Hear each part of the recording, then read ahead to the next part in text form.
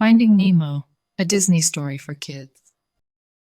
Today we have a book named Finding Nemo, a Disney story for kids. I think they're so pretty. I hope you guys really enjoy it. I love it.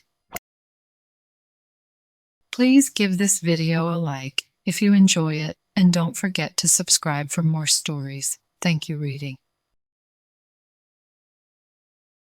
So, here we go. Nemo was a little clownfish who lived a quiet life with his dad, Marlin, on the Great Barrier Reef. Nemo longed for adventure, but Marlin worried about the dangers in the ocean. He barely let Nemo out of his sight. On the first day of school, Marlin overheard Nemo and his new friends daring each other to swim out over a steep cliff. "Come on, Nemo, how far can you go?" his friends shouted. Marlin panicked and said, "Nemo, you know you can't swim well?"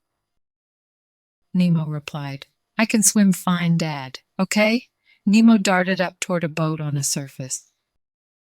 As Nemo swam, a diver appeared behind him. The diver pulled out a net and caught Nemo.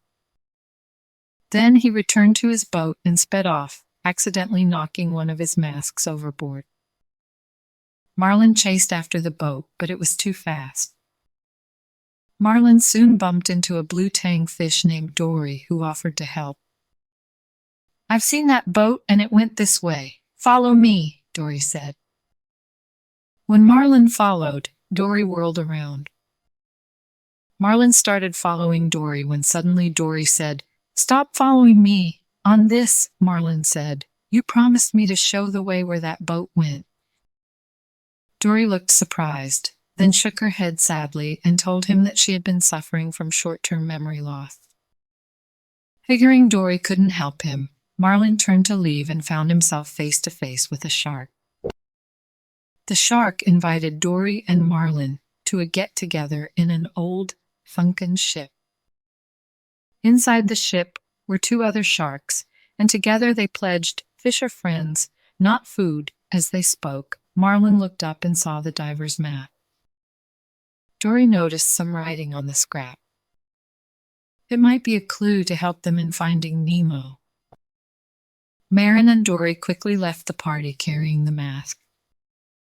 Miles away, Nemo had been taken to a dentist's office. A goofy gang of tropical fish lived there. The fish and their friends Nigel, a pelican, passed the time by watching the dentist work. That night, Nemo learned that he would be given to Darla, the dentist's niece. The tank gang warned him that Darla's fish never lived for very long. Their leader Gil took charge and said, "We're going to help him escape." Gil explained that if someone could jam the water filter, the dentist would take the fish out of the tank to clean it. When he put the fish in the plastic bags, they could escape by rolling out the window and into the harbor. But who would be brave enough to break the dangerous filter? Deep in the ocean, Dory and Marlin were in a dark canyon. Marlin struggled to hold on to the lighted antenna of a dangerous anglerfish so that Dory could read what was written on the map. "P. Sherman, 42, Wallaby Way, Sydney," she read. Marlin and Dory headed to Sydney. Suddenly, Dory bumped into a teeny-tiny jellyfish called Squishy, but she was not alone. Soon they were surrounded by an entire forest of deadly jellyfish. The jellyfish stung Dory and Marlin too, making them feel weak and tired. As the ocean faded around him, the last thing Marlin saw was the shadow of a giant sea turtle. When Marlin woke up, he was lying on the sea turtle's shell. The turtle introduced himself. "Dude name's Crush." Marlin told Crush and his son, Squirt, the story of his search for Nemo. Squirt told a story to a lobster, the lobster told a dolphin, and soon the news spread all the way to Sydney, where Nigel, the pelican, heard it. Nigel sped off to the dentist's office to tell Nemo.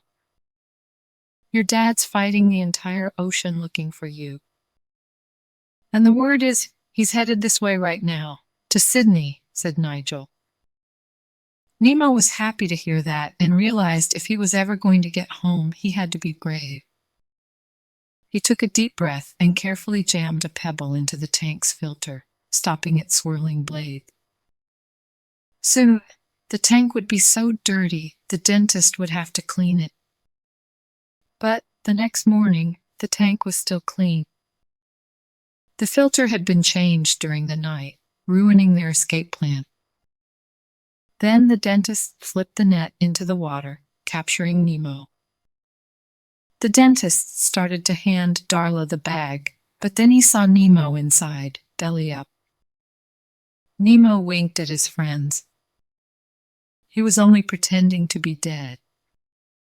The gang cheered and shouted, "He's going to get flushed down the toilet! He's going to get out of here!" Outside Sydney, Marlin and Dory had met Nigel, who flew them straight to the dentist's office. The pelican soared inside with the 2 fish in his beak. Marlin saw Nemo floating upside down in the bag, and he thought that his son was dead. Nigel returned to the harbor. He dropped Marlin and Dory into the water. Marlin swam out to sea, leaving Dory. He said, "We were too late. I'm going home now." After Marlin left, Nemo swam out of a nearby pipe.